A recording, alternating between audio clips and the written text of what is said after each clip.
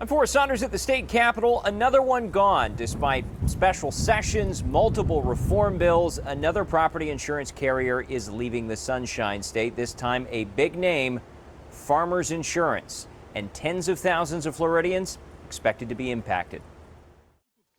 You've probably seen their ads. We are farmers, bum, bum, bum, bum, bum, bum. But now Florida will see Farmers Insurance say goodbye. The company Monday informed state officials they're discontinuing Farmers branded home, auto, and umbrella policies.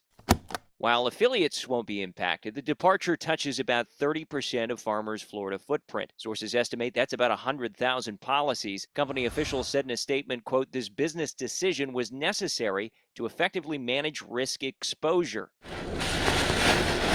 Risk like strong storms and a glut of litigation that experts say pushed Florida's property insurance premiums to among the highest in the country and forced at least 3 other companies to leave within a year. Listen, we're not out of the woods here. Former state senator Jeff Brandes has pushed colleagues in the legislature to enact reforms for years, while lawmakers responded with special sessions, reinsurance programs, and tort reform to curb the crisis.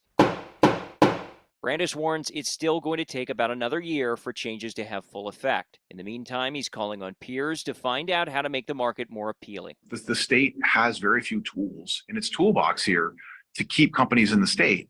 What it needs to be doing is working with them and talking to them and having conversations with their CEOs and executives in order to tailor new legislation. Industry experts, meanwhile, note Farmers is making changes across the country, capping policies in California recently due to wildfires. Insurance companies that do business here, it's not for the faint of heart.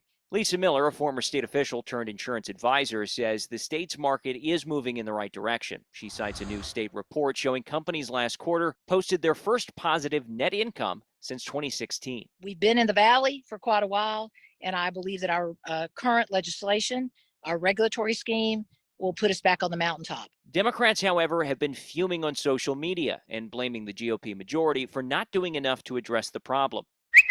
A Senate minority leader called Farmers' departure, quote, irresponsible and dangerous, vowing to come up with, quote, solutions for everyday people. State Senator Jason Pizzo, meanwhile, took a shot at the governor, saying, quote, while campaigning on woke, Florida's leadership has been asleep. Back during session, Democrats wanted more direct approaches to dealing with this crisis. We're talking about things like rate caps, which could have provided consumers more immediate relief. But Republicans didn't want those measures. They said that would just make the market more unappealing to insurers and exacerbate the problem. That's the latest out here at the Florida Capitol. I'm Forrest Saunders reporting.